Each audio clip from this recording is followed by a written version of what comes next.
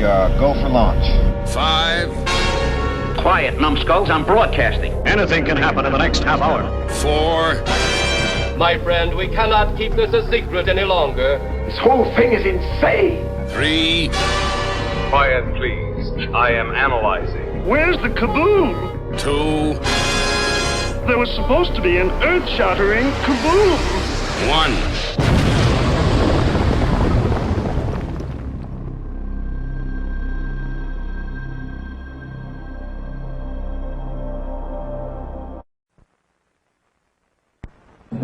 Enterprise log, Captain James Kirk commanding.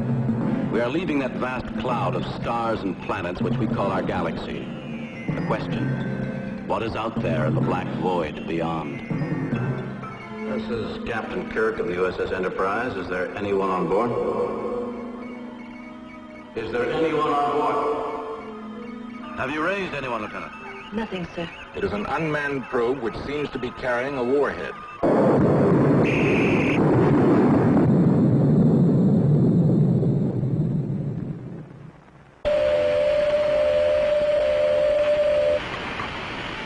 William Shatner stars as Captain Kirk, and Leonard Nimoy as Science Officer Spock on Star Trek in color.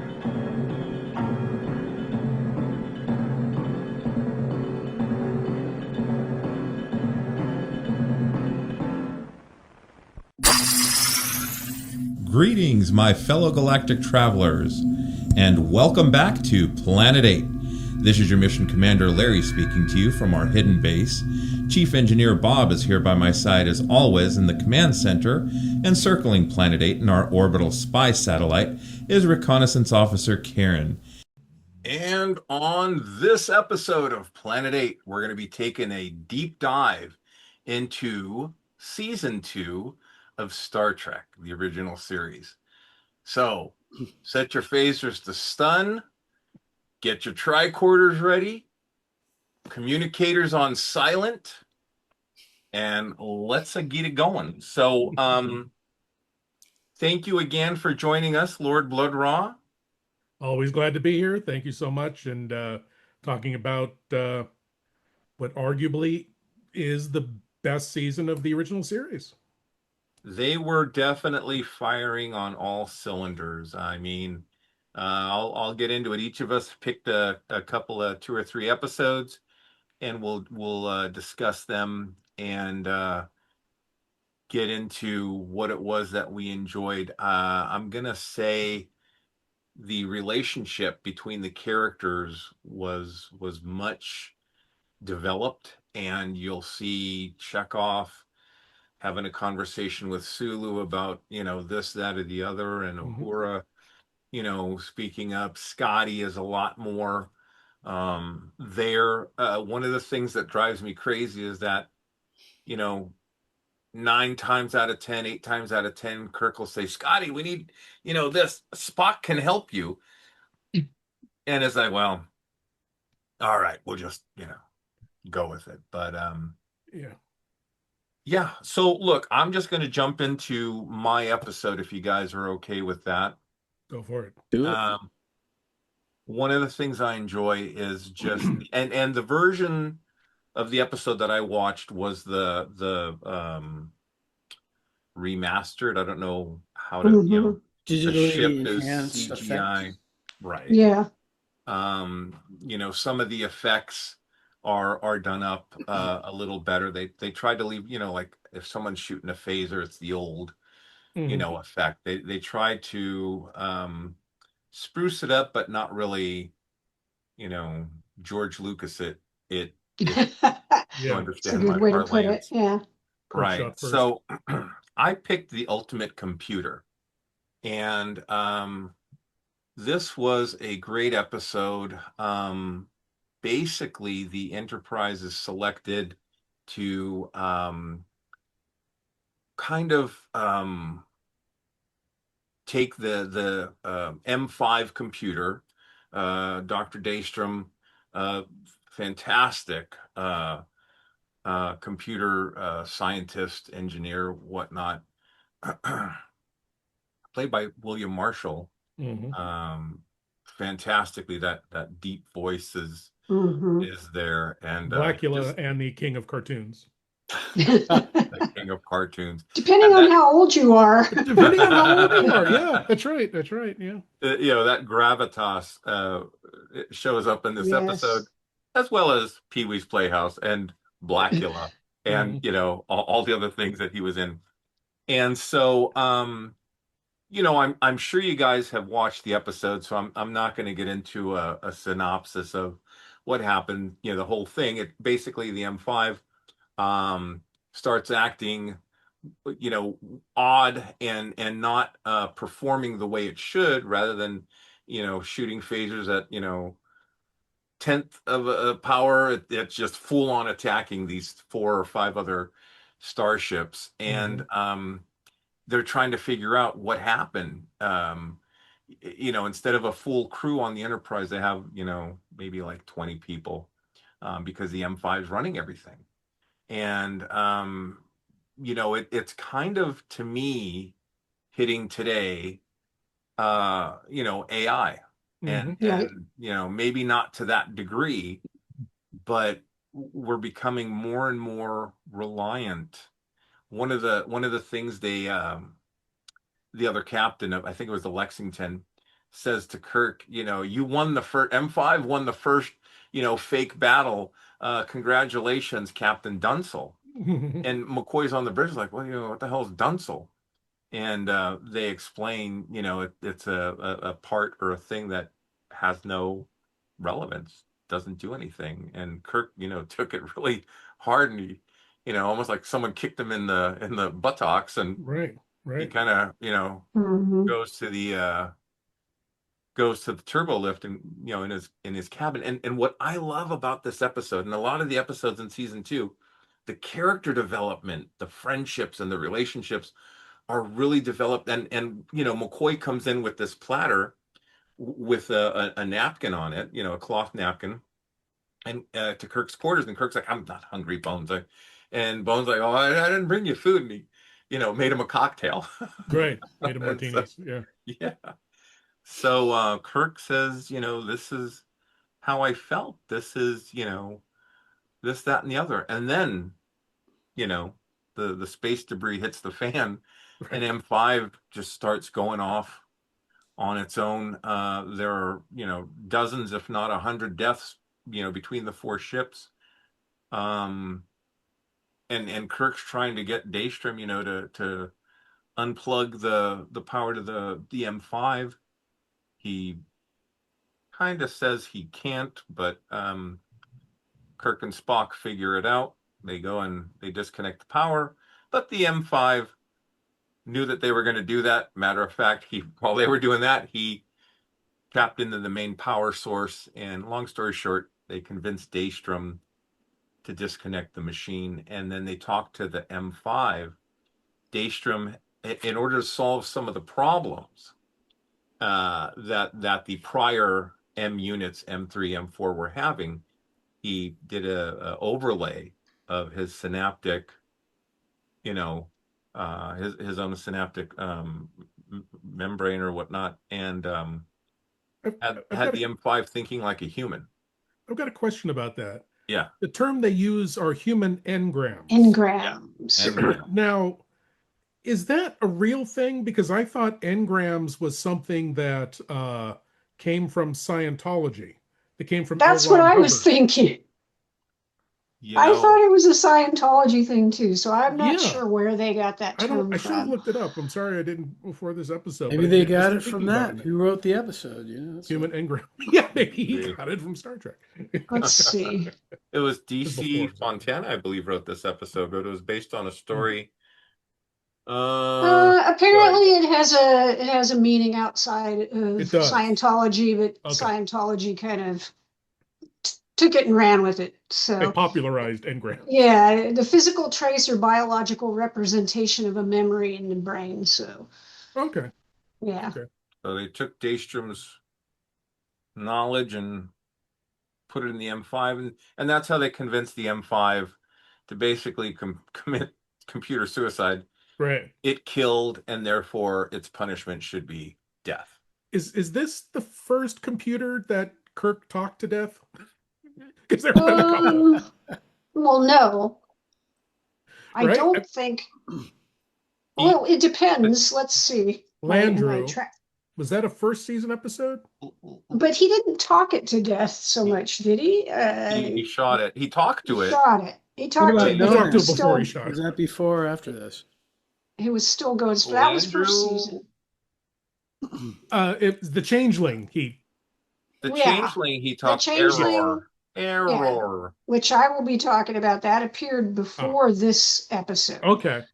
The episode with Lysandra and I Am For You, James Kirk, and she goes. That's the third season. Landrew.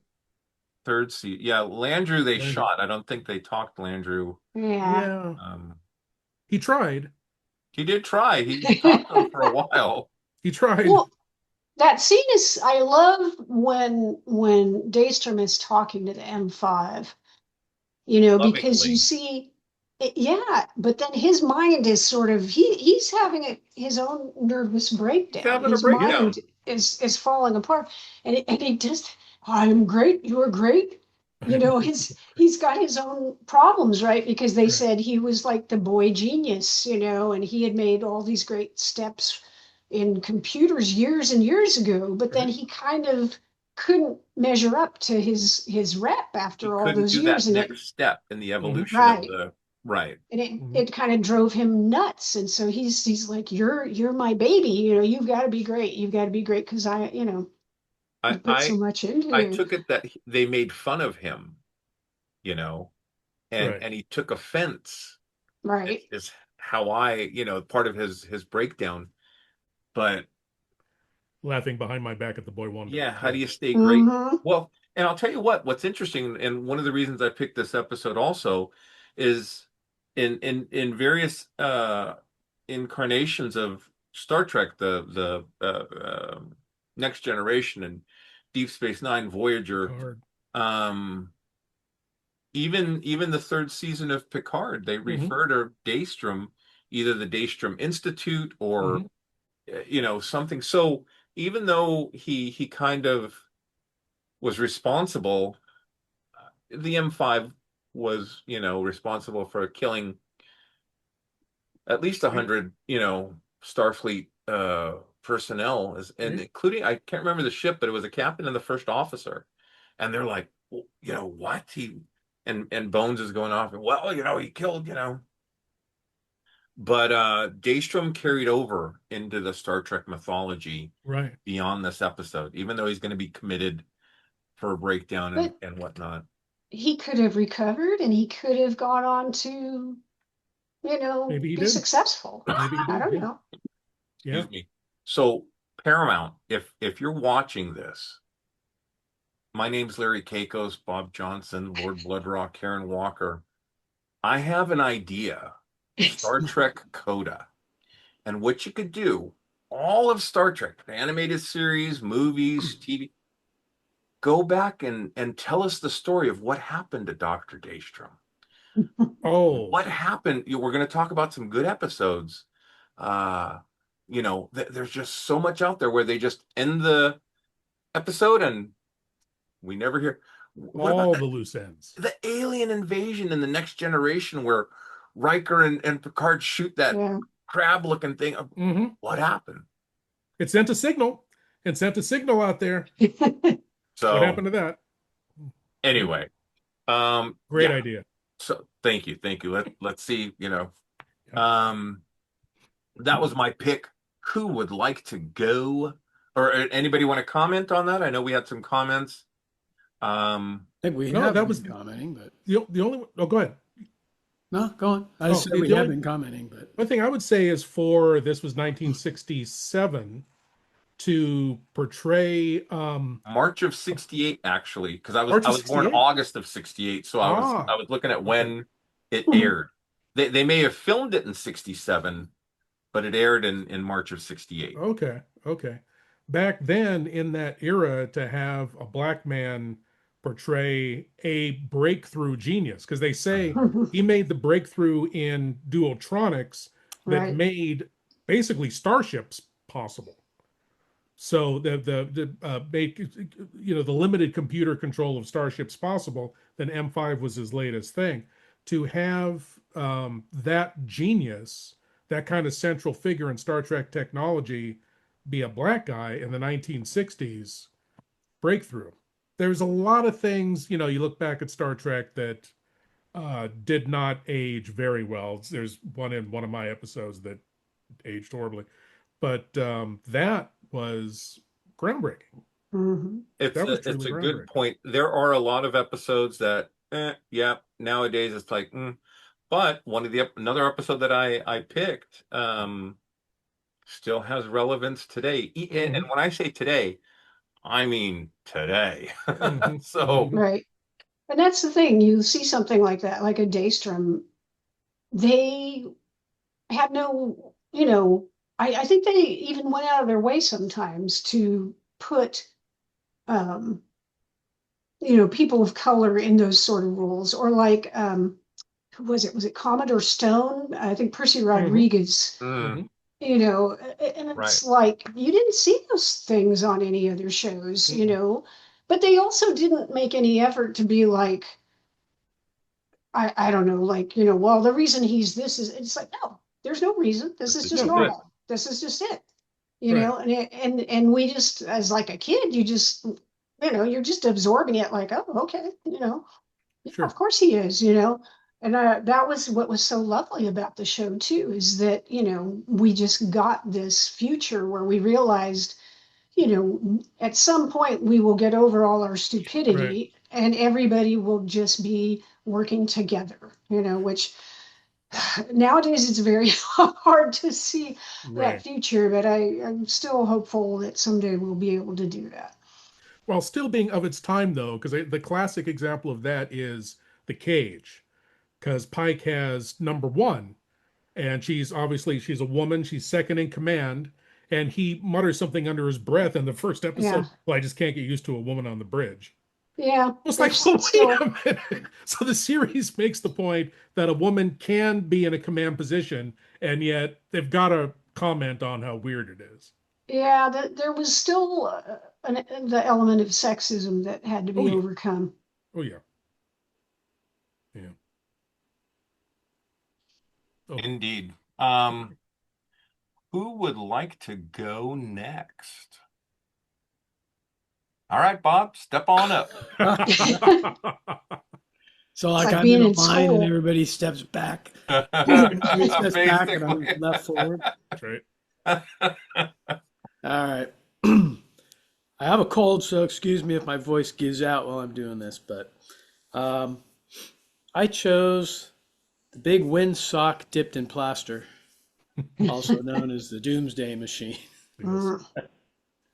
And it was written by Norman Spinrad, and the early drafts, it was actually part creature, part machine, and it was going through space, just devouring planets, like eating them up. And the more they got into it, the more that I guess it was Robert Justman, who seemed to always hate everything. He hated the idea, and he thought it was more akin to something you'd see on Lost in Space, which was a competing program at the time. But it was originally called the Planet Eater, and again, it was like a organic creature. But as rewrites went through the process, and Gene Kuhn got involved, and it became just a machine. And then from there, it evolved into what they called as a doomsday machine, which they likened to, at the time, like the H-bomb. And they said, it's like back then you had Russia and the United States, and they each knew that each of them had second strike capabilities. So what that did was, if I'm Russia and I bomb the United States, well, they've got second strike capabilities. They're going to bomb me back. So it's really a suicide mission to do that, because we're just going to mutually destroy each other. And that's what they likened this giant plaster windsock creature too.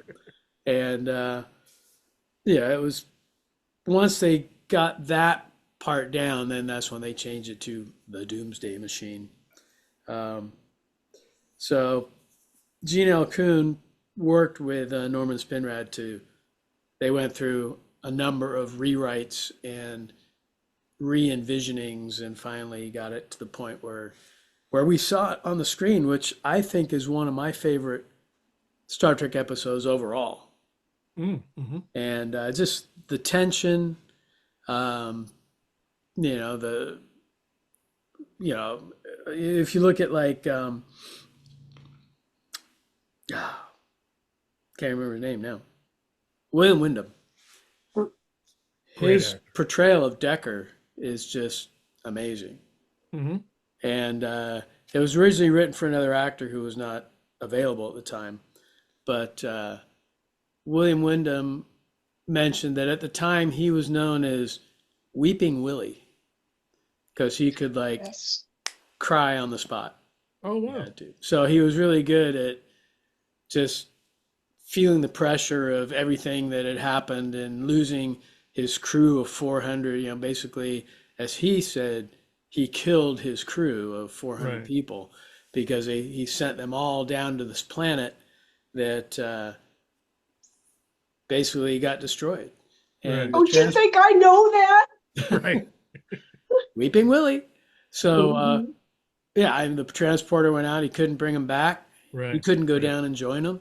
Right. It was like all he had to do was just sit there and listen to them all pleading to come back to the ship as the planet was being destroyed. Yeah, incredible performance. When they changed it to a Doomsday Machine, rather than devouring planets, it just had this big gaping maw, and it would just shoot these energy beams and just, as Decker was saying, slice chunks off these planets until they were just rubble.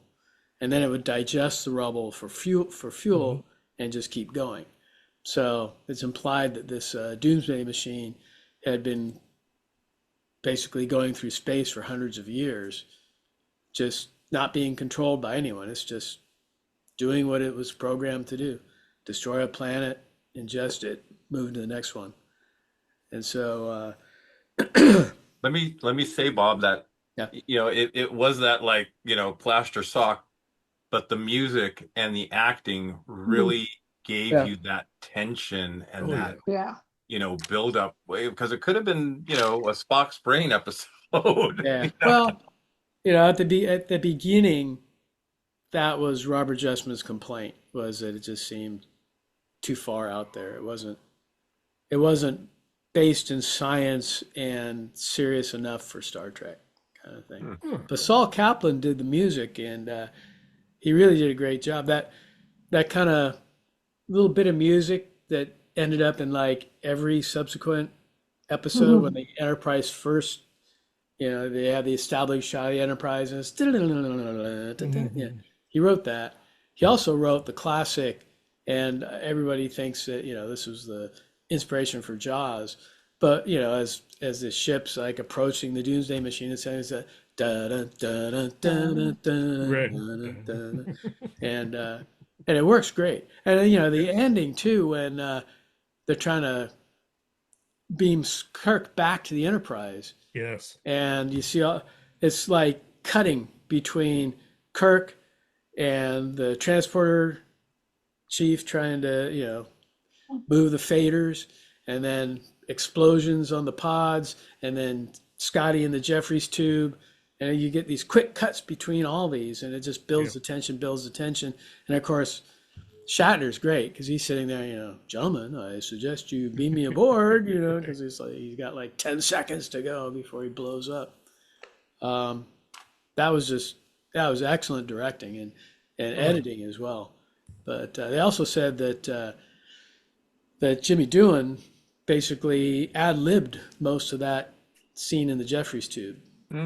Oh, and okay. So all the little things he was doing and trying, and Spock telling him, "Try this, Mr. Sky," and he's just the things under his breath. Inverse phaser. Well, there's one point where he comes out of the Jeffries tube, and then the transporter shorts out again, and then he mutters something, right, and jumps back up into the tube. And Jimmy Doolan said that everybody always thinks that he got away with cursing before he jumped up into that tube. And he said, no, it was just gibberish that he thought sounded like a Scottish curse. You know? And he just, perfect. Yeah. And he just, up he went. So William Wyndham's performance when he's on board the Constellation, and he's taking it right down its throat, right down the Doomsday Machine's throat. His reaction to he was in the don't know what's going on. He was in the shuttlecraft. Huh? Yeah, he was in the shuttlecraft when he did. That's right. He's in the shuttlecraft. Because his reaction to the gaping maw on this little tiny shuttlecraft. Right. Like, how could you figure it would do anything? Or well, powerful engines. So and it was basically a bomb set off inside of it, so it could have done internal damage. His reactions are amazing. It's really harrowing to watch what he's going through. The point where at one point he grips the arms of the chair like, I'm not going to change course. I'm not going to change course. I'm not going to change course. Yeah. Great actor. I've always loved him. I just recently watched the Twilight Zone episode, 5 Characters in Search of an Exit, I think it's called. Well, I was reading in These Are the Voyages, Volume 2, that when that scene was shot, the director really didn't really know what he wanted. So basically he went on break and he left William Wyndham with the cameraman and said, just, here's the situation. Whatever your reaction is, go ahead. Beautiful. And he went out for a smoke or whatever. But Wyndham said he just shot different things and he figured, okay, they're going to edit in whichever one they like best. But and he didn't even really at that point know what it was he was getting into other than a description, because they hadn't done the effects yet, so he didn't know what was out there or what he was facing or whatever. But because he does the whole amazing shading his eyes and screaming and everything else, although you don't hear him, right, because the music is blaring and they have some sound effects going. So at one point you see his mouth go wide and he's screaming. Yeah, you don't hear anything come out. Yeah, that's right. So, except trumpets blaring or whatever. So. That's it. Yeah, those trumpets. Yeah. I really enjoyed, like I was saying, the relationship between the characters when Scotty's talking to Kirk. You know, someone's going to have to stay behind. You know, they make the decision to take the ship into, because they see that there was a power drop. Right. When Decker went in with that little shuttle, so they're thinking, okay, let's, and Scotty's trying to say, Kirk, I'll sacrifice myself. I don't remember the dialogue. Yeah. But he's like, no, I need you back there to beam me out of here before the thing goes kablooey. Yeah. And it's really, when they read the script, it's like, this is going to be an expensive episode to shoot. And then it turned out not to be, because they were able to dip that windsock in some plaster. And then for the Constellation, instead of building another starship, they got one of those AMT model kits for $3. And, basically he took a torch to it, and did some charring. Yeah. It was just a bottle show. Stuff. And then also when the Enterprise is attacking the Doomsday Machine, those are 2 AMT models. Because the original Enterprise was like 11 feet long. It was huge. So if you had to make a Doomsday Machine to scale, that thing would be immense. Yeah. But to make it in scale with a model kit, it's like, so small. This was also, I read, the first episode where Kirk got his green wraparound uniform shirt. Yeah. And that was all because Gene Roddenberry wanted him to stand out more. He's the star of the show. He should stand out. We should give him something, different. Roddenberry wanted that, or Shatner wanted that? Well, no, but Shatner, though, and, Pevney, or not Pevney, but Spinrad was saying that Shatner had a blue pencil, and he'd sit there with the script and scratch out Nimoy's lines because he had it in his contract that he had to have more lines than anyone else on the show. And so he would regularly go and scratch out dialogue or, assign different lines to himself instead of somebody else. Although the interesting thing is, they said there was one actor on the show he did not do that to. And that was DeForest Kelley. He would not take lines away from him. Mm-hmm. So I guess I had a little better relationship at the time than Shatner and Nimoy. But, yeah, believe it or not. But I mean, if you think about it, though, this episode, Spock had a lot of lines because he had taken over. He was put in command of the Enterprise, and he's going back and forth with Decker and everything else, and he's got quite a big role in this one. Mm-hmm. And Shatner's just over there on the Constellation trying to fix it and then ram it down the thing's throat. So, Spinrad was even saying there was like one point where Kirk is talking to Spock on the communicator, and it was like Kirk to Spock, then Spock to Kirk, then Kirk to Spock, and then it was supposed to be Spock to Kirk, but that was one too many lines, and Shatner lined that one out. And they were trying to shoot it, and it wasn't working. And so Spinrad finally went to the director and said, "Look, can Spock like just grunt or say or something that won't count as a line because he's got to acknowledge this somehow." And Shatner was basically getting into his Shatner mode at that point, which is too bad. But then also Nichelle Nichols was not in the episode. She actually had a singing gig somewhere. And they brought in, what was her name here? They brought in Elizabeth Roger as Lieutenant Palmer. And she was basically doing all of Uhura's lines. And she referred to herself as the threat. So she was in that one episode. And then they said Nichelle Nichols basically came back earlier than she said she would because of the threat. Interesting. So not much of a threat. No. Yeah. Well, I don't know. Because I mean, there were like there were people that they kind of like, okay, if you don't want to be on the show right now, because George Takei was off the show for a while in the second season. Well, George made the decision, to do Green Beret. He was in the Green Berets with the John Wayne, and he was looking at it like, how long is Star Trek going to go on versus how long are people going to remember a John Wayne movie?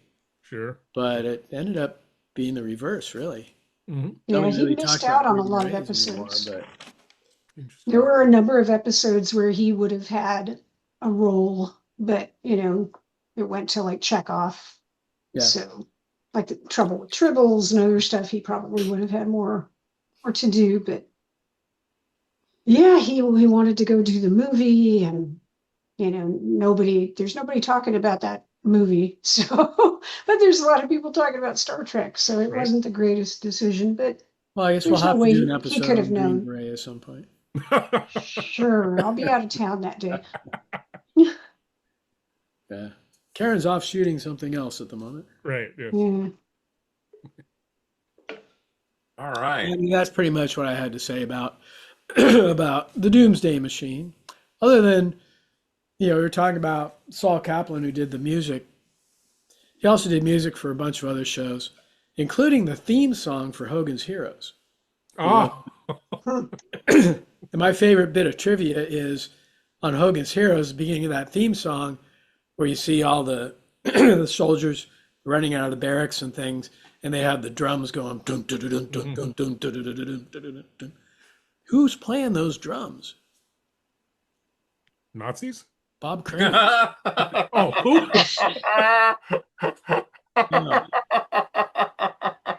No, Bob Crane. Bob Crane was playing. Oh, yes, he was a drummer. That's right. Yes, he was a drummer. Yes. Oh that's your bit of trivia to throw out at a bar next time you're out drinking or something. Sure. It happened with Star Trek as well, that the creator or director, whatever, will write lyrics to the theme song to cash in on part of the publishing. Yeah. Hogan's Heroes has lyrics. Oh God. That are the worst lyrics. I can't exactly remember them. It was called Manly Men of War. Oh boy. Manly Men. But it's ridiculous. They're not even it's not even what it sounds like, an overly macho jingoistic thing. It's just, well, that's kind of what happens ridiculous. When you write words to music instead of music to words. Yeah. Yeah, because the Munsters had lyrics. Hawaii Five-0 had lyrics. Right. The Riflemen had lyrics. So yeah, a lot of shows back then. Adam 12 had lyrics. What was that? Adam 12 had lyrics. Adam 12, yeah. You know, they just yeah. The Odd Couple, and those lyrics are hilarious because it literally makes them sound like a gay couple. I can't remember, but it's something about them walking down the street and everybody says they're the odd couple, and then later on it says, but they love each other, and it's like, whoa. Okay, we can look at this in a different light now. That's right. Right, funny. All right. So we all want to do more than one episode, so Yes. I guess we should move on. All right. Karen or Lord Blood-Rah? Okay, Walker, you're up. Okay, sir. So I have amongst my many weapons, amongst my episodes are the two Vulcan episodes of the season. They decided to explore Spock's background, and I'll go with Amok Time first, because that was the first episode of the season. Although it was filmed fifth, but it was the first shown, so it opened up the second season. I really enjoy this episode. It's always been a favorite of mine, because I think, just like at one point in the show, Spock says to Kirk, I said, I'm sure you've wondered about, how Vulcans choose their mates. And, Kirk says, well, we always figured it was done very logically. And he's like, no. And we get this insight into Vulcan culture. And we discover that, up to this point, if you'd been watching the first season, you might think, oh, they're probably like a society of robots or librarians or something, something very structured but modern and everything. But no, they're steeped in like these rituals, and they have almost a mysticism about them, and so it was a very interesting direction for them to go. And it shows that, and this is something I think people either forget or don't understand, that they're a very passionate and emotional people, but they're bottled up all the time. They keep a strict control over it. But when we see Spock go into the Ponfar and he's struggling, we see all that coming out. So this was our first real insight into, what all is going on, inside a particular Vulcan, our, good friend, Mr. Spock, and then seeing the culture that he came from, and then finding out that like he's been betrothed since he was 7 years old. And, so there's all these things where we're like, oh, wow, this culture is so different and so interesting. And also, Larry, like what you were saying about how the relationships are much more established and deeper. So as Spock is undergoing this issue and he's kind of mentally losing it, McCoy's worried about him, and then he brings it up with Kirk, and Kirk is like, okay, he's trying to figure out, Spock, if there's something happening, tell me, we want to help you, that kind of thing. And then ultimately, when they do go to Vulcan, Spock requests that not only Kirk, but McCoy come with him. And you see that there is a lot of respect and camaraderie and friendship between these three men, you know, much more so than perhaps in the first season. You know, they've gone through a lot and they trust each other, and you know, Spock has developed that trust. Let me see real quickly. McCoy actually says to Spock, and I don't remember the exact line, but that he'd be honored yes, to accompany him. Right. I think he's actually caught off guard at that point too. If you look at his reaction, I think it really, I think it touches him. Yeah, and he says that. So yeah, this was an episode that I know that it was written by Theodore Sturgeon originally, but I think it was one of those ones where, you know, DC Fontana came in and did quite a bit of work with it. And I think maybe June Kuhn also had something to do with it. I have to go back and do my research, but I'm pretty sure that DC Fontana touched on it because she did a lot of work with whenever Spock was, you know, the topic of the day. And let's just do a shout out for DC Fontana too. I mean, oh yeah, Star Trek would not be what it is had she not been involved in what are now considered key episodes in the series. So absolutely. So yeah, this is just one of those classic episodes, and we can't forget the fight. It makes me laugh. I know I sent you guys that picture of Kirk like holding the Lurpa, and he's just like, WTF, right? Because they're not expecting. They're figuring, well, they're going to have this ritual, and they'll get married and whatever, and nobody's expecting anybody to be fighting anybody, you know, and certainly not Kirk having to fight Spock, right. You know.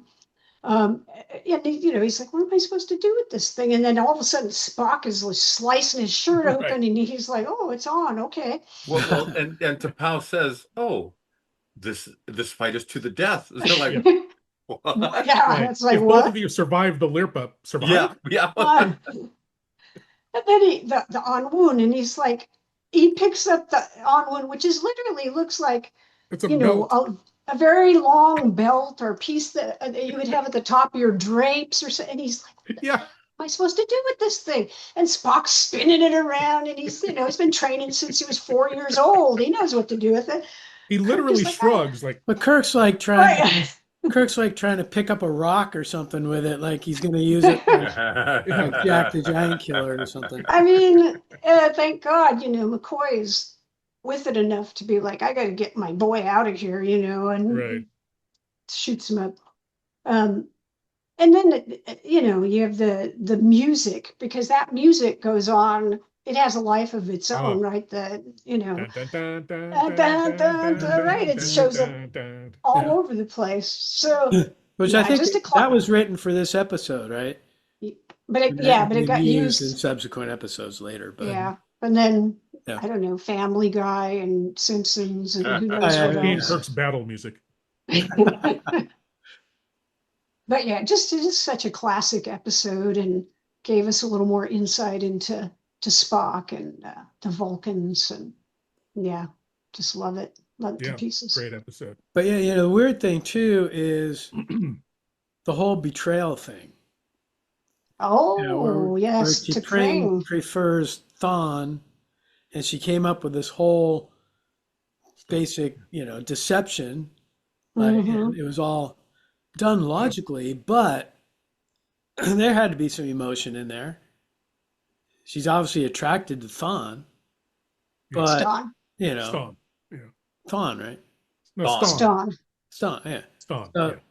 Anyway, Thong. Thong. So she's attracted Ston to him, wearing a thong. you know, and prefers him to Spock and whatever. So there's a lot of emotion going on in there for a bunch of Vulcans. Oh yeah, and she explains to him her logic, because he's like, well, it's logical, and she's like, yeah, had your captain won, he wouldn't want me. He'd give me to Ston. Right. Had you won and you found out you wouldn't want me, then I'd go back to Ston. I'd have your property. I'd have your title. And he's like, and so he goes to Ston, and this is the beauty. Logical. Oh yeah, this is saying, you know, you know, getting something or wanting something are two different things. Yes. And you may not like, basically what you get. Again, I'm chopping up the. He says, after a time, you may find that having is not so pleasing a thing as wanting. It is not logical, but it is often true. And ever since I was a kid, I thought about that, and it's Great like, line. wow, he's really right. It's But really again, right. Sometimes all of that having, pursuit wanting, is and more all, exciting. Right. but all that having and wanting and all that, that's all emotion. So it's weird. Does T'Pring go through It sort of the is, same thing as but Spock, or It's really Strange New Worlds has added depth to that whole thing, because we see now Spock's early relationship with T'Pring and all the holes in it, and how that's not gonna end right. Well, we know it from being Star Trek fans, but you can see from the beginning. But then also, let's say when Sarek went through the Pon farr, how did he end up with an Earth woman, Amanda? Without killing her. Let's take a look at the latest episode of Star Trek Coda, Paramount. Oh, how Sarek met Sure. Amanda? Sure. Episode on that? I know it's been written about, but I don't. Oh, it's in novels. Yeah. I'm going to ask this. I never thought of it until we started talking. Do Vulcan females go through the Pon farr as well? Maybe that's why she was all horny for, Stan? They don't seem to indicate that. Yeah. They don't seem to indicate that. I don't know. But I'm not. Yeah, I'm not. Or do Vulcan women just sit around and wait for the men to go crazy? And then manipulate them. But they obviously have relationships beyond that. So, and I assume that they can mate outside of Pon farr. Yeah. Right. So is it just this like throwback to primitive Vulcans, that they go through this crazy time, but then they get past it? Or is that when the relationships are determined? See, I thought it was like they only mate during the Pon farr, like the salmon, Salmon spawning, right? Right. So, but you bring up a good point. I don't know. Yeah, because Bob did this, Right. Amanda and Sarek. So, right. But maybe that differentiates the Romulans from the Vulcans, right? It's another Star Trek mystery, like Klingon genetics. Yeah, the Romulans looked at all that and just said, "Hell with this." We're not doing that anymore. We'll be in permanent Pon farr. That's right. We're all about the Pon farr. We're right. The beauty of this episode to me was, the Vulcans think Kirk is dead, and McCoy beams him up to the ship, and the triox or whatever he gave him wears off. He calls Spock, to sickbay, and Spock says, of course I'll turn myself into the authorities. Right. Not only have I killed my captain, but I've killed my best friend. Yes. And I've watched this 100 times, man tears every time that dialogue is given.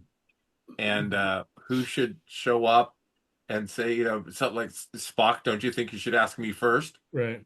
And Spock's like, Jim, about to kiss him. I mean, I swear to God, he's just like, well, Captain, I'm very pleased to see you. That was just like a little leftover Pon farr. There's still a little bit left. Pon farr hangover.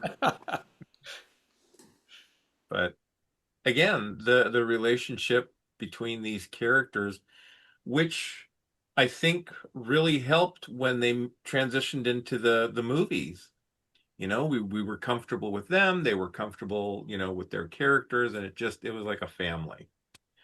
So that was a beautiful way to end that absolutely. episode.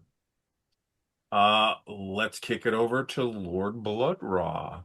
Okay. I picked one of the most tense episodes, I think, that they've done, Wolf in the Fold, which was written by Robert Bloch, of course, who wrote Psycho and many other great horror things.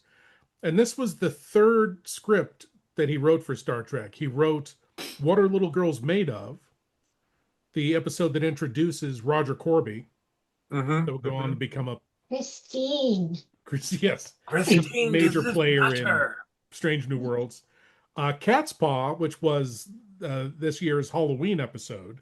Mm-hmm. To me, it was a toss-up between Cat's Paw and Wolf in the Fold, but I went with Wolf in the Fold because I found the premise a little bit more interesting. And talk about something that just did not age well.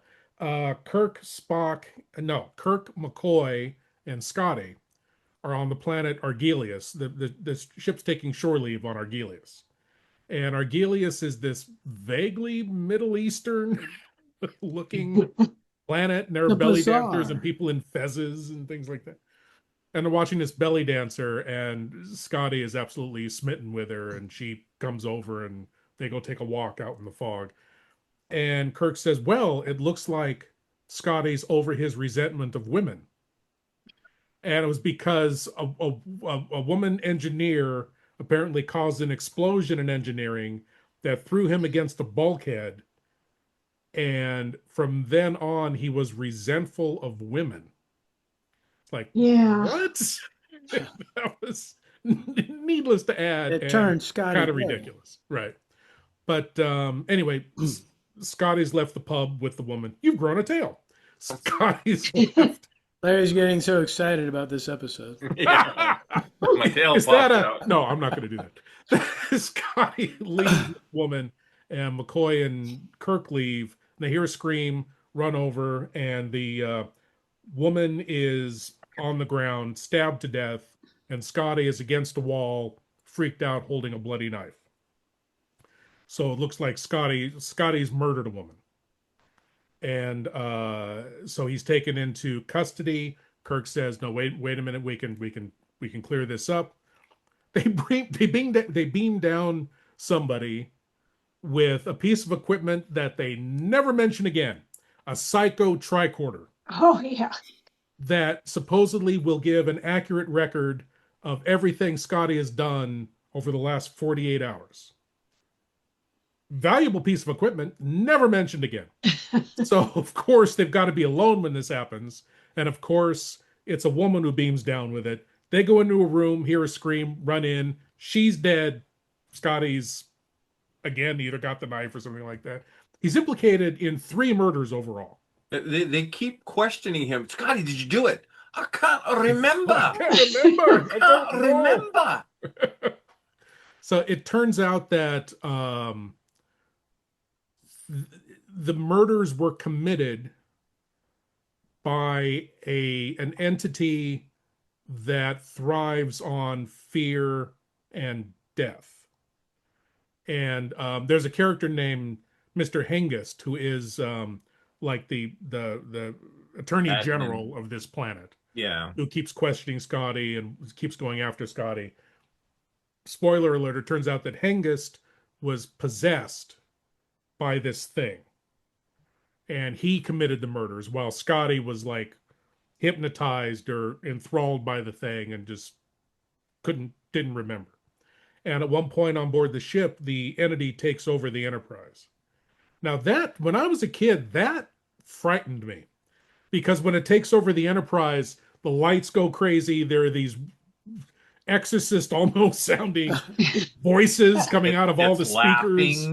Laughing. Yeah. Die, kill you all, make you suffer.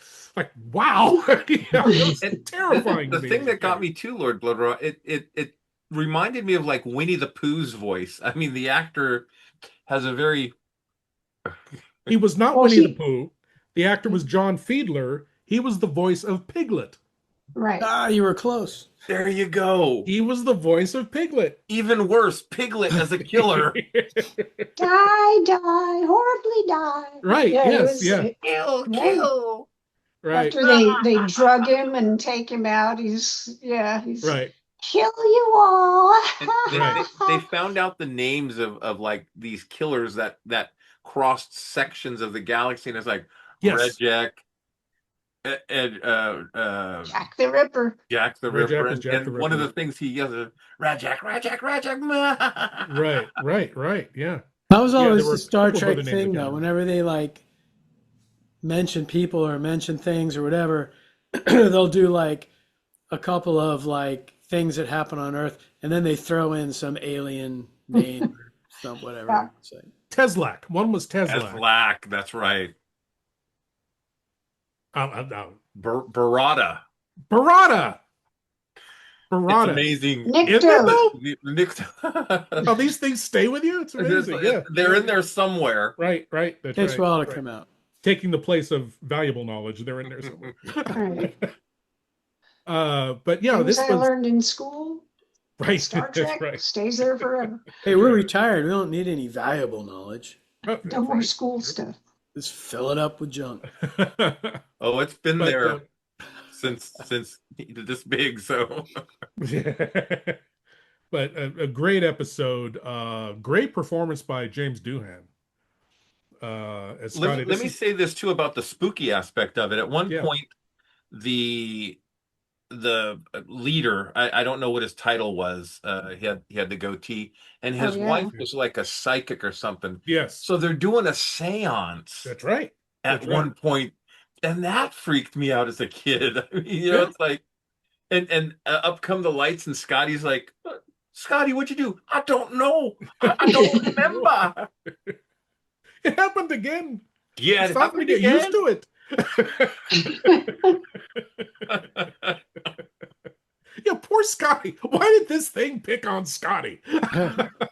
He didn't do it. Hengus did it, but why pick on Scotty? He was framing him. I wonder if Shatner had the script going, okay, Doohan, I'm going to say this. Probably. Sure he did. Probably. Kirk doesn't want to, Shatner doesn't want to be the one. I'm not going to be killing all these women. So what they're doing. Yeah. I'll share something funny with you guys when we do the censor sweep. Okay. He's got Shatner's blue pencil. Right. But yeah, great episode. Very spooky, very, very atmospheric. Not really a bottle show, but a lot of it does take place on the Enterprise, but some of it on the planet Argelius too. So, right, one of my favorites. There's not a lot of Spock in this episode, but the relationship with Kirk and McCoy. They're talking about this little place, and I know the place, and let's go see. Yeah, it's like a lot of fun to watch these interactions with these characters. Let me just say, I'm going to kind of break away from the podcast for a minute. We had planned to do 3 episodes each, and we're about an hour into the podcast. Yeah, I knew this was gonna happen. If you guys are okay, maybe we'll do a season 2, part 2 down the road. But let's go 1 episode each, and then we'll do our honorable mention. Are you guys okay with that? I'm fine with that. Yeah. Okay, cool. So then I am going to pick A Private Little War. This is one of those episodes. 13 years ago, Kirk led his first landing party to kind of survey and monitor it. It's interesting because they interacted with the natives on the planet, and I guess there are these 2 factions, 2 different villages, and Kirk befriends this one fellow and did a report back to Starfleet saying, hey, they're peaceful, they're at a level technology wise where they're using knives and bows and arrows. There's this feral ape creature, and by the way, shout out to Don Bishop, because if you haven't seen Don Bishop in his Magato costume, it's really, really good. It is very good. Yeah. So shout out to Don. The Magato, it has this venom. Yeah, it's an ape costume with a white unicorn, a white fur, and a unicorn horn, and some Godzilla spines kind of going down the back end, and it looked really cool. I mean, that was Janos Prohaska again. That was Janos, that's right. Mm-hmm. So Spock, Kirk, and McCoy are down there, and McCoy's gathering some stuff, and Kirk and Spock see these villagers, and it's like the good guys had like gray hair and the bad guys had like dark black hair. That's how you could tell them apart, because they pretty much wore the same clothing. Yeah. And they have these flintlocks, these rifles, whereas the good guys, Kirk's friend had the bows and arrows. And so Kirk's gonna use his phaser, and Spock's like, Captain, he didn't say prime directive, but he said something, and Kirk's like, puts the phaser away and throws a rock, and it disrupts the ambush. But they start chasing Kirk and Spock, the bad guys, and they're shooting at him, and Spock gets shot in the back. Mm-hmm. And so McCoy, grabs him, and they beam up before the bad guys can see them and the technology. Is that the first time we saw the green blood? No. We saw it in the first season. That's right. He had a head injury or something, and he had yeah. But this was a lot of green blood on his back, and it came through the front too. Right. Yeah. Excuse me. So they get back to the ship. Spock needs to have surgery. McCoy says something about his anatomy. Had his heart been where his liver was, or where our liver was, or vice versa, he would be dead. But Spock is in dire need of surgery, and there's a Dr. Mabenga. Right. First time we meet Dr. Mabenga. Who had worked early in his career in a Vulcan ward of a hospital. And so he knew the Vulcan anatomy. And so McCoy and Nurse Chapel get Spock done. And Kirk's like, Bones. And Bones is like, I don't know. The next 24 hours will tell. Spock's in a Vulcan coma. The Vulcans, and Mabenga explains, they heal themselves in this coma. There's Klingons involved, so Kirk and McCoy beam back to the planet to kind of figure things out. And Scotty says, if the Klingons come too close, I'm going to have to break orbit. They don't see us, but, we went, and Kirk's like, fine. So Mabenga tells Nurse Chapel, and again, the interactions with the characters. Mm-hmm. He is aware he's in a coma. He's healing himself. He can hear us right now. He probably even knows you were holding his hand. So charming to me. I mean, just, and she explained, well, no, I was just holding his hand because, it's good bedside manner and whatever. And he says, whatever he asks for when he comes out of this, do it. She's like, what? Anything he says, do. And she said,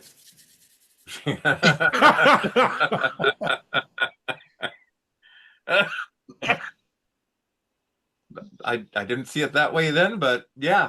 Yeah. So anyway, Kirk and Spock run into some trouble.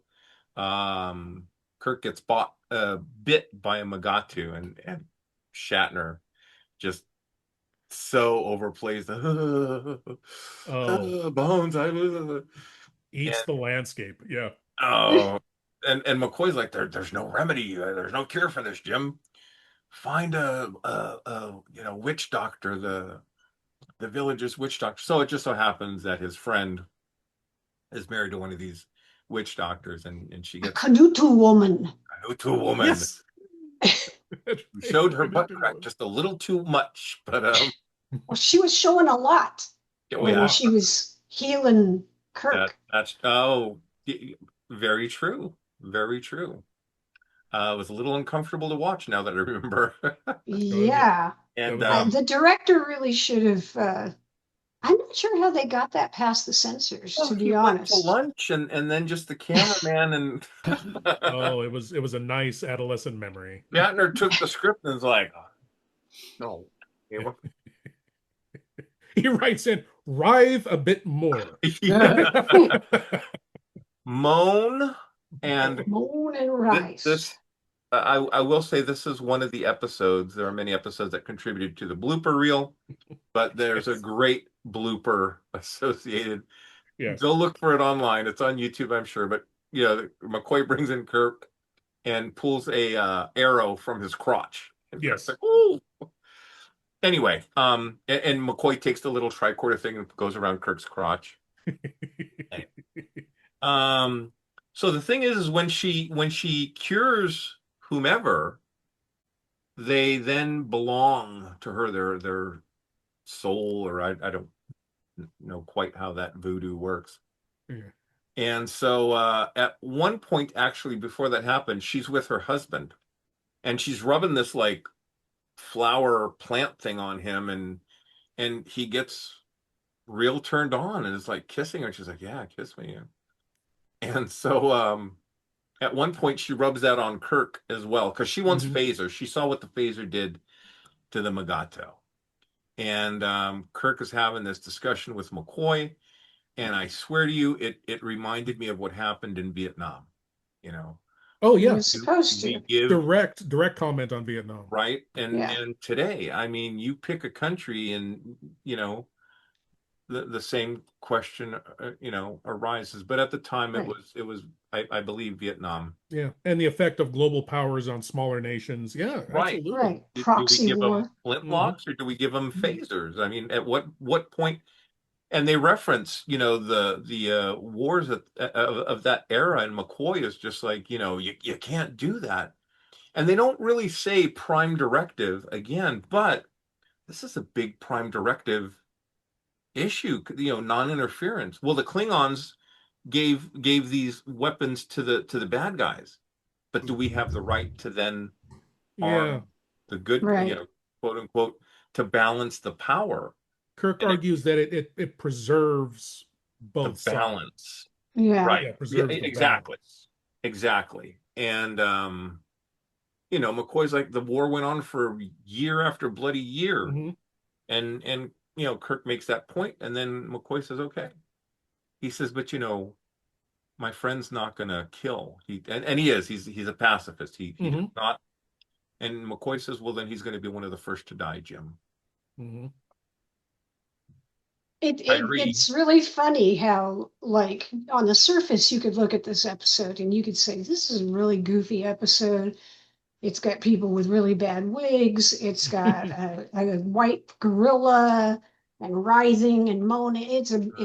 But when you get to the core of what it's about, it's a really strong episode. It's really relevant. You could say, well, they did a disservice by doing all the other stuff, but it may have been the only way that they could have got that story past the censors. Absolutely, yeah. Excuse me.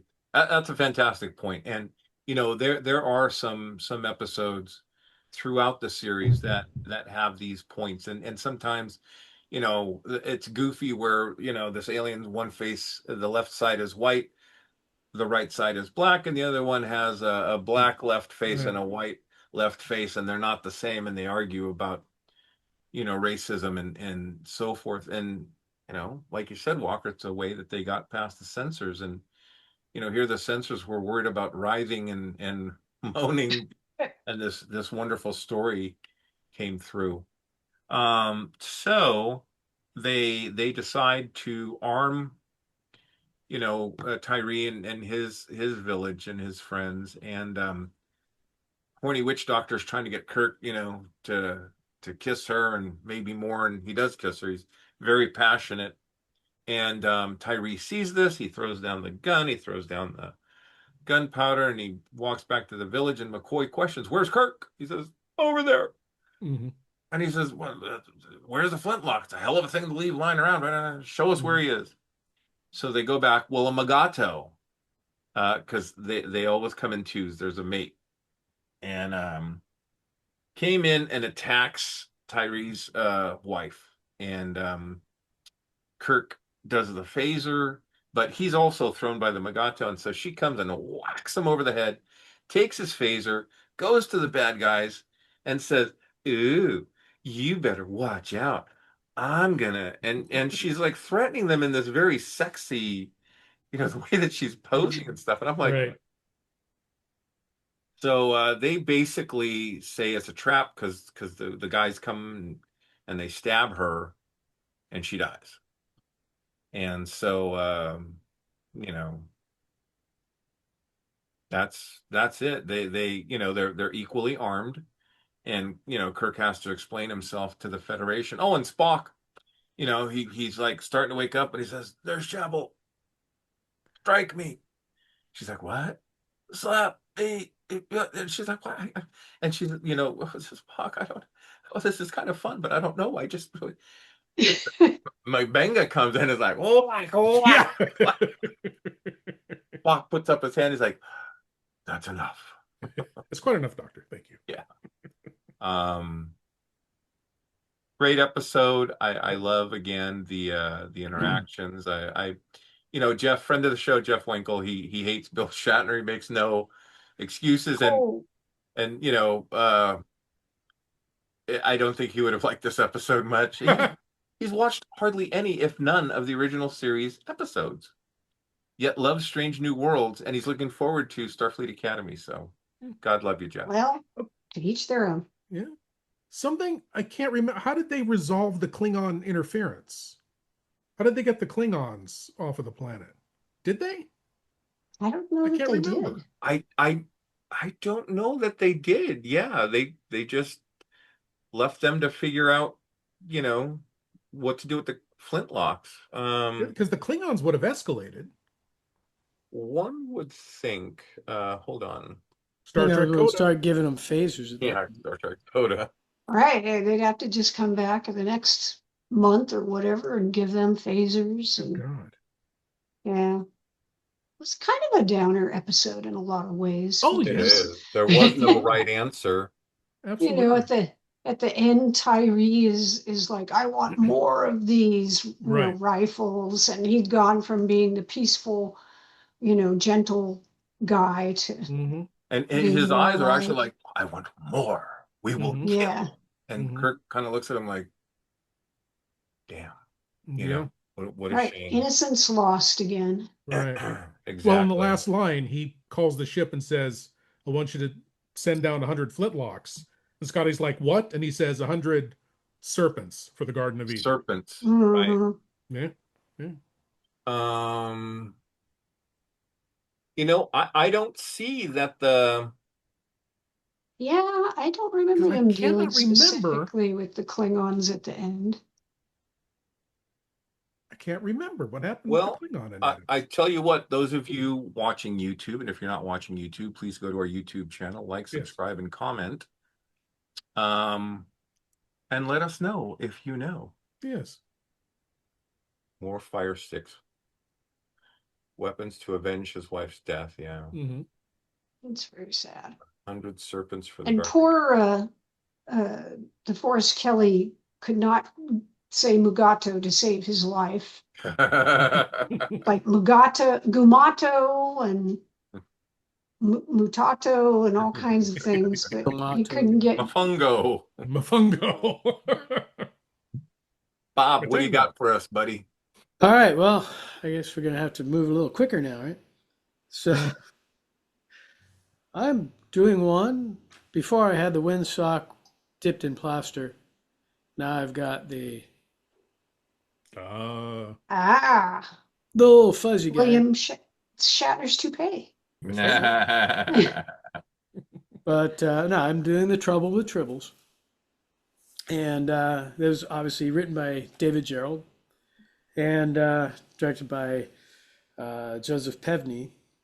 It went through a few rewrites as well. It was originally supposed to take place in like a western town on a planet.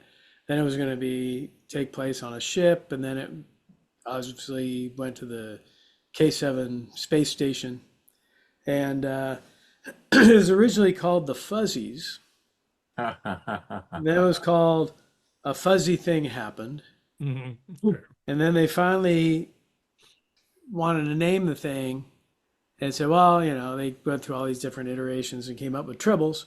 So then it was basically, you think you've got Tribbles. and then finally the trouble with tribbles. So they're obviously trying to find some kind of funny catchphrase. And this was, almost like the second comedy, all-out comedy episode that they shot in a row, because they were shooting I, Mud just before this one.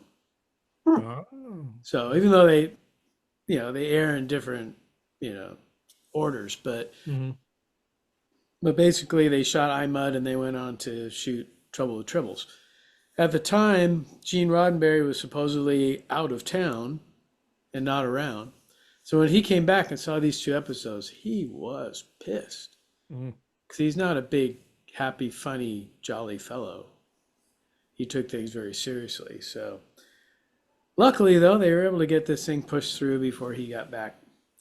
And, basically the story goes that the Enterprise is called in on an emergency channel to go to the K7 space station. They get there, and Kirk finds out that they want him to guard a bunch of wheat, or as they called it, quadrotriticale. And he's not really happy about it. So that mood kind of follows him throughout the episode, because he wants nothing to do with Nils Barris, who is the person in charge of all the grain, and Arn Darvin, who was his assistant. And it also happens that this K7 space station is like a neutral ground. So guess what? The Klingons show up to basically take like shore leave or rec leave or whatever on the space station. So of course Barris is like angry that there's all these Klingons there. So Kirk sends his guys over for shore leave as well, or rec leave, and leading to hilarious consequences. But hilarity ensues. That's right. But Nils Barris was played by William Shallert, who at the time was very popular. He was just coming off being Patty Duke's father on the Patty Duke Show. Great, that guy actor was in everything. Yeah. Oh yeah, no, he was great. And Cyrano Jones, who is the person who was selling the tribbles, he was played by Stanley Adams, who was a stand-up comic at the time, and he had perfect timing. And everyone was surprised at Shatner, because his comedic timing was just, he supposedly loved doing the comedic episodes, and so he'd always kind of let go and chew up the scenery. William Campbell played Captain Koloth, who was the commander of the Klingons, and you may remember him as Trelane in a previous episode. Squire of Gothos. And I gotta tell you, Mr. Lurie, the person who runs K7 space station, was played by horror icon Whit Bissell. And basically David Gerrold basically said, if I knew Whit Bissell was going to play that role, I would have given him a whole lot more lines. Because he almost feels kind of wasted there. A lot of times he's just kind of in the background, hanging out, observing things, and maybe has a comment or two. But he was definitely not given as big a part as his stature would suggest he should have. What else should we say? The Klingons were originally not in there, but Gene Kuhn and DJ Fontana basically said there needs to be some kind of counterpart to this. There has to be a threat that, it's like, other than Tribbles breeding all over the ship. I mean, there's got to be another threat in there. So David Gerrold had seen Errand of Mercy previously and said, can I use the Klingons? Bring Klingons in. So that was the second appearance of the Klingons. And they were trying to get the same actor that played the head Klingon in Errand of Mercy, but he was not available because their idea was that he would be sort of a recurring villain. Oh, John Colicos. Yeah, to play against Kirk. Yeah. But he was not available, so they went with William Campbell. But would have been nice. Such is, I guess he would have been Kirk's like Blofeld or whatever. Yeah. But Koloff is such a different character. Yeah. Much more suave and, well, later, the way he was portrayed in Deep Space Nine later is the Iceman. Right. Yeah.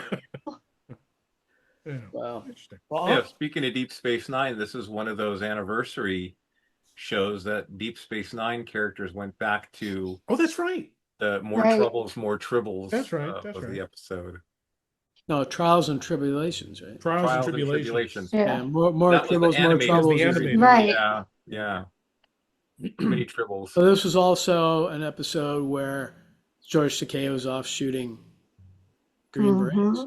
So most of his lines went to Chekhov in this one, which they were fine with because they're trying to establish Chekhov as a bigger character. Right. You got the nice bar fight. I was going to say. And it's like, we're big enough to take a few insults, unless you're insulting the Enterprise, and then you have a problem. There's good interaction between Chekhov and Scotty, which we really didn't see that often, if at all. Yeah. You didn't see those two together. And the third person at the table with them, he actually was a stuntman. And he did some stunt work doubling for Shatner in a couple episodes.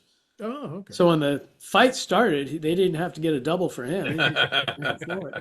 Yeah, I think you'll notice I think we all saw, well, we may have also watched Mirror Mirror again, but he's one, I think he's one of Kirk's guards. He's one of somebody's guards in that episode. And then Jimmy Doohan somehow talked them into letting him do most of his stunts in that fight. He mentioned that he did 90% of it or 95%, and then there was a stunt guy who would do stuff like if he had to like fly through the air or roll over, get punched over, thrown over a table or something, then they had to bring the stunt guy in. But the rest of it, he did his own stunts. And there's also, I guess if you look really close, there's a scene where Scotty has to bring in like a big armload of tribbles. And that's the one episode where you see his right hand. Missing. You see the missing finger. Because he's missing his middle finger on the right hand from the knuckle up. So that kind of pops up in that episode, which they figured you're not going to see on a little 19-inch black and white early color TV. And they didn't think you were going to watch these episodes in, high def on a 55-inch, high def monitor and all that. Arn Darvin was played by a guy named Charlie Brill, who was married to Mitzi McCall, and they had a comedy duo thing going. And one of their first big stints on TV was on the Ed Sullivan Show. On the first episode the Beatles were on. That's right. So the Beatles opened the show, and then they came back and did another set later in the show. And basically Charlie Brill and his wife were sandwiched in the middle. And he said they were doing their comedy bit. They couldn't hear each other because the whole audience was just sitting there screaming, "We want the Beatles! We want the Beatles!" And they couldn't hear each other, and it was just like mass chaos. But one funny thing he was saying in an interview was that John Lennon was sitting like in the commissary there, just scribbling on a napkin. And when he walked away, he left it. And Charlie Brill forgot to grab the napkin. He said, "I could have had." And then he said later on in Trouble with Tribbles, he could have grabbed a Tribble and never did. So he's like, I could have had a Lennon drawing. I could have had a Tribble. But I don't have either. So. Well, a funny story about him is that when the Deep Space Nine writers were thinking about revisiting that episode. They were all out at lunch in Hollywood. And then, they were like thinking like, oh, wouldn't it be great if we could, do something with Trouble with Tribbles? That would be awesome. And they're going, yeah, but, are any of the actors from that still around? Could we, what about the guy who played the Klingon and blah, blah, blah. And one of the guys goes, he's eating right over there. And sure enough, he was having lunch. Charlie Brill was having lunch 4 tables away. So they just went over and talked to him, and he was, oh, I'd love to do that. Oh, that's great. But how weird that they would just be sitting that was there. An omen. Yeah. Good omen. But I think, the Trials and Tribulations episode, I think one of the best parts is they're sitting in the commissary or the rec room there. And, they ordered some Klingon drink. And then the waitress is like, you're the second person that's ordered that today. And we don't have it, blah, blah, blah. And he goes, well, who else ordered it? She goes, Klingons. What Klingons? The Klingons. Yeah, they're right here. And he's looking around what Klingons? And then they look over, and it's a table of Klingons that, of course, look like, normal guys with goatees or whatever. Right. And they're looking at Worf like, what's going on here? Yeah. That's when Worf is like, we don't talk about that. They are Klingons. We do not talk about it. With off-worlders. But wouldn't they have noticed these changes throughout history? You'd think they'd be aware of it.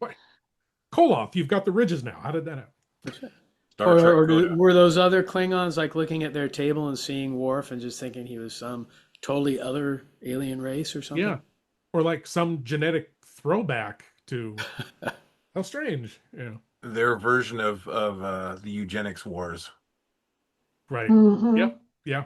What is funny, Enterprise felt the need to go out there and explain, we're going to do a whole episode around why the Klingons look different. It's kind of I don't know, did we have to do it? But I guess it didn't hurt anything. But it didn't hurt anything. But the funny thing too is they were worried about this episode going over budget as well, and so they ended up once again using an AMT $3 Enterprise model so they could make the K7 space station much smaller.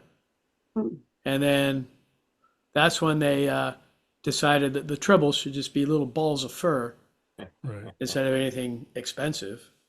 And Hua Chang basically had a lot of people in his crew sitting there and stitching up. He just gave them a bunch of fur and they had to stitch up these Tribbles. I think it said they were 4 different sizes and a bunch of different colors. And then there were some that had to walk. So they got these little toy dogs that walked and pulled their heads off and put the fur over them. And then there were some that had to, they had to jump up and cackle at the Klingons or whatever. Right. Or they had to, breathe or whatever. And so those ones had bladders inside with, squeeze balls, and there was someone off to the side squeezing the balls and making them jump. But most of them were just, inanimate, like mine. Yeah. This is from the Federation Trading Post, by the way. Ah, yes. It was called a Captain's Tribble. This was one of the bigger ones. So, anyway, onward, because it's getting late and I'm getting hungry. It's a great episode, and again, just getting in deeper into the characters. Scotty is confined to quarters, and he explains to Kirk, they said this about and the Denibian slime devil, and what caused the fight? They called the Enterprise a garbage scow, and that's when you threw you're confined to quarters. Oh, thank you, Captain. I can go over my journals. And Kirk's like, yeah, that's kind of a running thing where Scotty doesn't want to go on shore leave. He wants to just study his technical journals the whole time. Yeah. So that was He's a nerd. That was a fun pick. Yeah, definitely. Engineering geek. Walker. Okay, well, I'm going to talk about the other Vulcan episode, Journey to Babel. So this was the 10th episode broadcast. So we go from the 1st to the 10th. This episode is essentially, it's a model show. It's all on the ship. It's all on the Enterprise. The Enterprise has an important mission because they're carrying a bunch of ambassadors to a meeting to determine whether they're going to admit this planet, Corridon, to the Federation. So this was our first chance to see a lot of different alien members of the Federation, which I, as a kid, really loved. And they really, the makeup guys went all out on this episode. So we got to see our first Andorians. We got to see the Tellarites.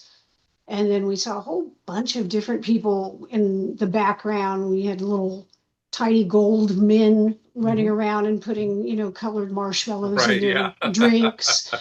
Really tall people, just all sorts of people, so it was a mix of people. But the big thing, of course, was that the Vulcans came aboard, the Vulcan ambassador, Ambassador Sarek, who we find out is Spock's dad. And he and his wife come on board, his wife Amanda, who is a human. So these are Spock's parents, and there's clearly, right from the very beginning, there's clearly a problem between Spock and his dad. So we got this family issue going on. And, Kirk takes Sarek and Amanda on a tour of the ship, and he gets some time to talk to Spock's mom, and he discovers that, Sarek has always been somewhat disappointed in Spock and that he didn't go to the Vulcan Science Academy. He went to Starfleet instead. That was not the decision that Sarek wanted Spock to make. And so they've had this, this problem between them, this bad blood between them for like 18 years. I mean, just probably, I guess, since Spock left Vulcan. Almost 3 Pon-Farr cycles. Well, good Lord, yeah. So, and so Amanda, his mother, is played by Jane Wyatt, who, like, before this, I had seen on, I guess it was Father's Knows Best, but she's like a very motherly woman, seems very sweet, almost grandmotherly, I guess, the way they had her. I don't know if it's the way they had her made up or what, but a silver-haired lady. Yeah, I think they did age her. And then, of course, Sarek it seems very, even for a Vulcan, it seems very stern and very kind of almost unapproachable. He's just very, has a lot of gravitas. Yeah, very stoic, very hard. Which is weird because he's an ambassador. True, he's a Vulcan ambassador, but he's an ambassador. Right. You would think that maybe he'd be more approachable. But, and then there's, besides the family drama, there's drama between the ambassadors going on because the different ambassadors, the different planets have different opinions on admitting Corridon, and the Tellarite ambassador is quite animated, and he wants to know, you, Sarek of Vulcan, how do you want to vote? And, they get into a little scuffle later, and later he's found dead, and, Sarek is kind of a suspect for this. Well, there's what's also cool about that, he goes after, the Tellarite goes after Sarek, and Sarek basically goes, Pah. Yes. Yeah, that Vulcan super strength, he just gives him a light shove. Tellarite like flies back to the wall. Right. Well, when he was found dead, wasn't it? He was found dead from some Vulcan. Yeah, he's found dead with execution. His neck is broken a certain way, and Spock says, if my father has a reason to kill, he can kill quite efficiently and effectively. Yeah. It's like, oh, okay, your dad's a bad man. But they also have another ship that is kind of following them, just kind of out of range, and they discover that the ship also can go a lot faster than them. It's a very small ship, but it's very fast, and it's kind of just shadowing them, and they soon discover that it's also seems to be communicating with somebody on board the Enterprise. So they got all this stuff going on. And it's like, oh, good Lord, we got to keep all the delegates under control. Now we got a murder. Now we got the ship going on. Then Sarek, they discover that he's having heart problems. And so he couldn't actually have killed the Tellarite because he was basically having a heart attack somewhere else. He's put in the sick bay. The only person who can really help him is Spock with a blood transfusion. But just as he's getting ready to do that, Kirk gets stabbed by an Andorian in this great fight scene. I love it because it's like in other shows, the main character would take on, a bunch of guys and win. Kirk is struggling to beat this Andorian up, and he's having to do all of his really unorthodox fight moves. The thing where he kind of jumps off the wall and falls on the guy and does all this crazy shit. And he gets stabbed. He gets his one of his lungs pierced by the Andorian with a knife. And so Kirk winds up in the sick bay. Then Spock says, well, I'm in command now. I cannot stop and give blood to my dad. We've got this ship going, chasing us, and we've got this other thing. I can't do it. And we have this great emotional scene between his mom and him where his mom says, you've got to do this for your father or he's going to die. What are you going to do? And he's like, I cannot do this. The good of the ship. This is where later on in the movies we would have the good of the many outweighs the good of the one, right? Mm-hmm. Yeah. He says, I have to do what's good for, the ship and all of the delegates and take care of them. And she's like, how can you do that? You have to save your father. And he's like, what would Sarek say if he knew that I did this? Right. But it's tearing him up. You can tell it's tearing him up having to tell his mom no. Mm-hmm. It's interesting because it didn't tear him up that he's not going to help his father live. It's tearing him up that he upset his mother so much. I think that bothers him even more. Yeah. So just an amazing episode. This is written by DC Fontana. Amazing episode with all of these different things going on. And again, we get to see a little bit more, excuse me, I'm coughing a little bit, what's going on with, Spock and his family, but we also get a nice peek into kind of the Federation and Federation politics. Mm-hmm. You get a little bit of action, and, some nice stuff with Kirk, like, oh my God, why isn't Spock giving blood to his dad? Okay, I'll hobble up to the bridge and send Spock back to sickbay. A lot of good scenes, a lot of great character parts going on in this one. Absolutely. Great episode. And even at that, he says, I'll hobble up there as soon as Spock's safely in sickbay. I'll put Scotty in command. It's fine. Don't worry about it. Then the ship attacks while he's up there, and he says, well, no, hold on. I'm staying here. Right. Right. Once the ship's in danger, then he's like, okay, I'm gonna stay up here. I'm here. During the attack, isn't that when the Andorian's antenna, it's in the he's in what am I trying to say? In the brig. It's jail. Yeah, brig. It gets broken off. Yeah. Right. Turns out he's an Orion. And right, and they're going to question him, and he takes a poison pill that he had, and Mm-hmm. And those makeups were great too. The guy who plays the head ambassador, who I think is Schross, the older guy, later goes on and plays. It's Reggie Nalder, and he plays Barlow in. Why am I having such a hard time remembering things? Salem's Lot, thank you. Yeah. He just has that thin, cadaverous kind of face, so it works really good for a vampire or an alien. Scars. I believe those are burn scars. Is that right? Yeah. I believe that's the case. That those are he was burned badly Huh. in that. Yeah. Yeah. Well, A great character actor, though. Yeah, it works really well for him. He had that look. Yeah, it was a great.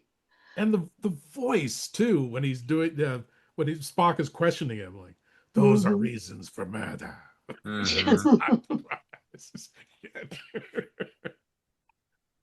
Yeah, great episode. Great episode. Great episode. Lord Blood-Rah. My final episode is actually the final episode of the season, Assignment Earth. I love this episode, and I mourn what it could have led to. It could have been fantastic. The Enterprise ends up back in the year 1968 on purpose this time to like monitor history. And when they're back there, the ship is hit by this powerful transporter beam like they've never seen before. And the person who materializes in the transporter room is this kind of James Bond looking guy played by Robert Lansing in a suit, 1968 suit and all that, holding a black cat. They don't know what this is about, but he seems to recognize everything that's going on. And then Spock walks in and he says, "A Vulcan in Starfleet, Captain, you're from the future." Yes. And he basically said, "You've got to beam me down." We wouldn't even know who you are. What are you doing? Anyway, he evades them. Spock gives him a Vulcan neck pinch, which he just shrugs off for some reason. Gets back in the transporter, beams down. Kirk and Spock go after him sometime later, but we find out that he is a supervisor 194, and he and a bunch of these other supervisors were abducted as children from various historic periods on Earth, taken to this alien planet and trained to be these kind of super secret operatives to help guide the human race into a peaceful future. And he's there taking over the position from his colleague who was killed in a traffic accident, meaningless death. So he's there to take over the position. We meet Mrs. Lincoln, who is the secretary of his colleague, played by Terry Garr, who apparently hated being in this episode so much that she never talked about Star Trek. He hated being in this episode. And from what I've read, it was because during the costume design, Gene Roddenberry kept saying, "Shorten the skirt.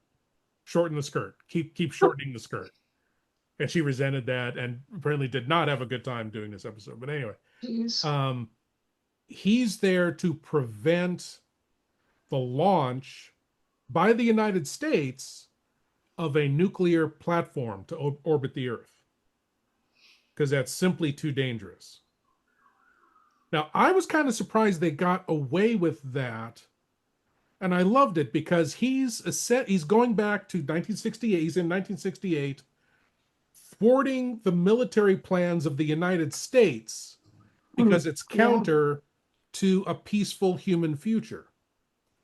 And it's like, wow, that's an interesting stance to take for that time period, especially that time period. Yeah. Anyway, hilarity ensues. The thing goes. Kirk and Spock find him. The thing goes up, but it turns out that Seven convinces them, "Look, it's gone up. Now it's malfunctioning. It's about to. If that thing drops, it's going to be havoc." So they're able to destroy it. Spock later says, "Well, it so happens on this date in history, a nuclear platform did detonate in Earth's orbit, so everything proceeded as it was supposed to." And this was a backdoor episode to a proposed Gary 7 TV series, which I thought would have been absolutely wonderful. Unfortunately, it never happened. But you can tell the last scene is so clumsy because it's Kirk and Spock in Seven's office, and they say, Well, according to our history records, you should have quite a few adventures ahead of you, shouldn't he? Yes, I would say he's got quite a few adventures ahead of him. Oh, no, he doesn't. Oh, no, he doesn't. Yeah. He should go to 2026, though. What's that? He should go to 2026, though. Oh, you got that right. It would have been a great series. I would love to have seen it. He appeared in some novels and some comic books in various ways and stories. When I was a kid, I wrote a perspective script for The Next Generation, introducing Gary Seven to it. It actually got up to a producer level and then was rejected. So I was like, wow. I was proud of how far up it got. That's cool. Try it again with Star Trek Coda, I guess. Star Trek Coda. There you go. There you go. And I've got to say, one of the reasons I absolutely despise Picard Season 2 is because of what it did with and to the supervisors. Yeah. Gave them magical powers in some way. It combined them with the travelers. It just, no. I felt they got that totally wrong. What it really was Star Trek's version of Doctor Who. That's who he was. And he wasn't about, truth, justice, and the American way, that kind of thing. He was going to do what he had to do to guide humanity as a whole to a peaceful future. He wasn't interested in nation states, wasn't interested in any of that. It was about the welfare of the human race. Love that premise. I love that idea. Picard Season 2 totally screwed that up.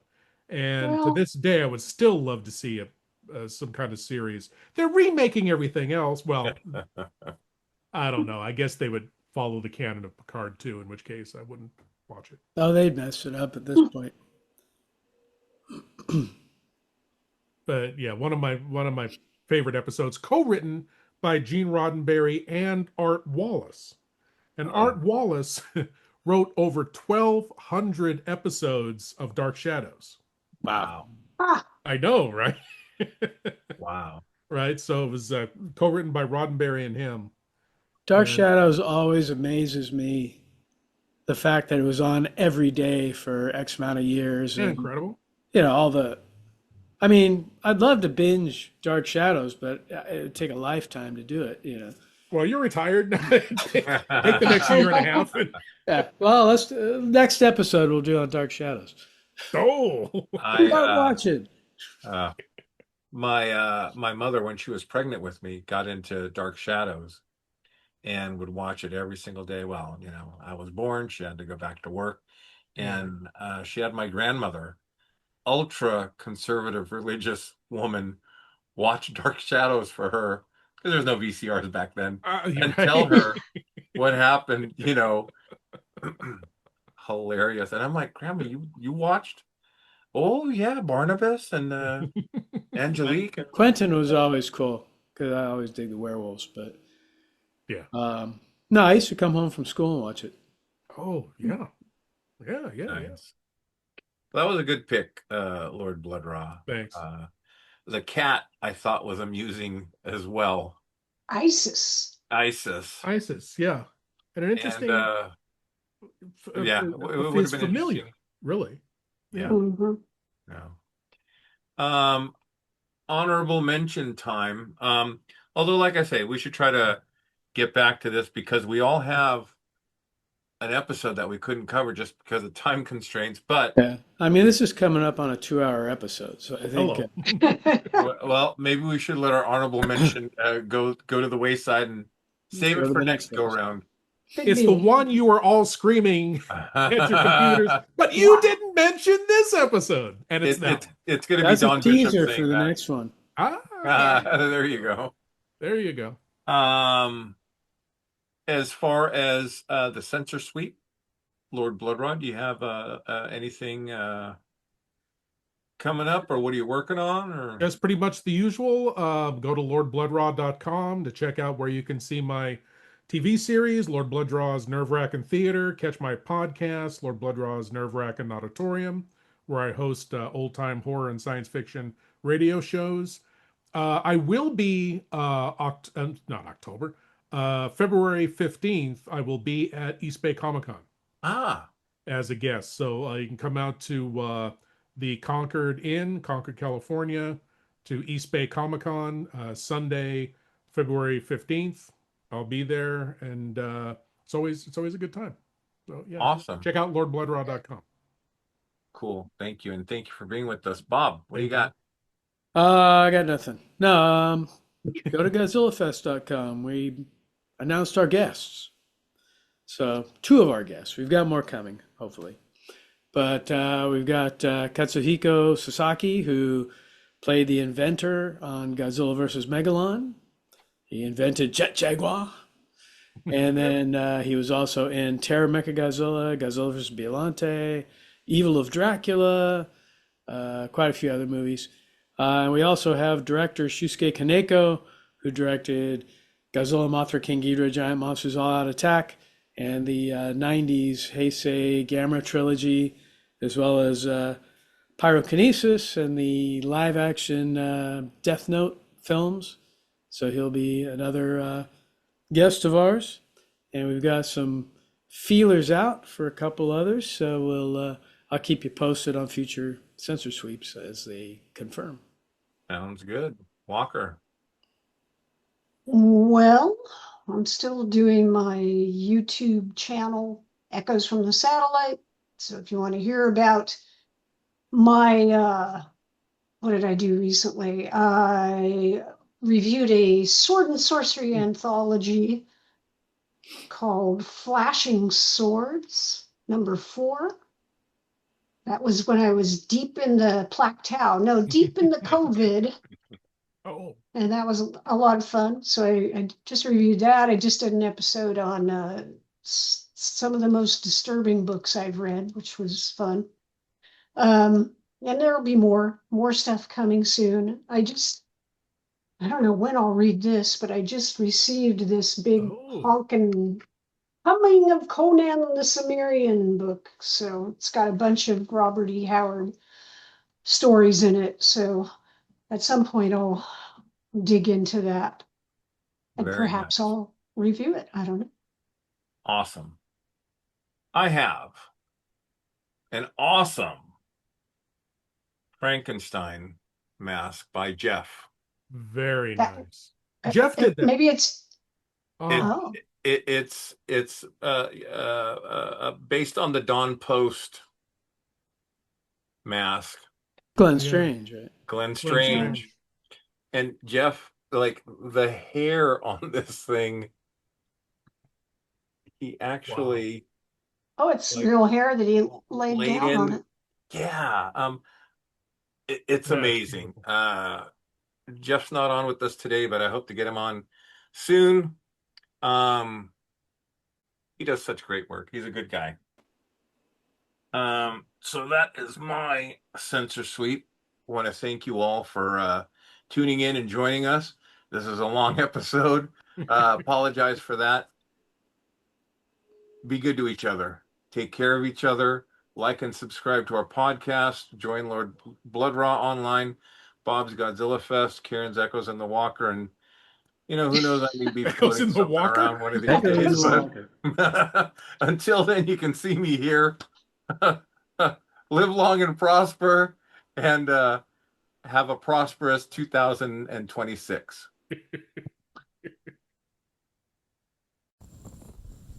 On that note, this will conclude this transmission from Planet 8. We would like to thank all of our intergalactic audience for listening. Be sure to head on over to our website at www.planet8podcast.com, where you can get more information on this episode's topic. For more conversation, find us on Twitter at Planet8Cast. Or on Facebook at facebook.com/Planet8Podcast. We want to thank you guys for tuning in each and every episode. We look forward to your input and opinions. Until next time, this is Planet 8 signing off. End transmission. By George, he's got it. It is the end.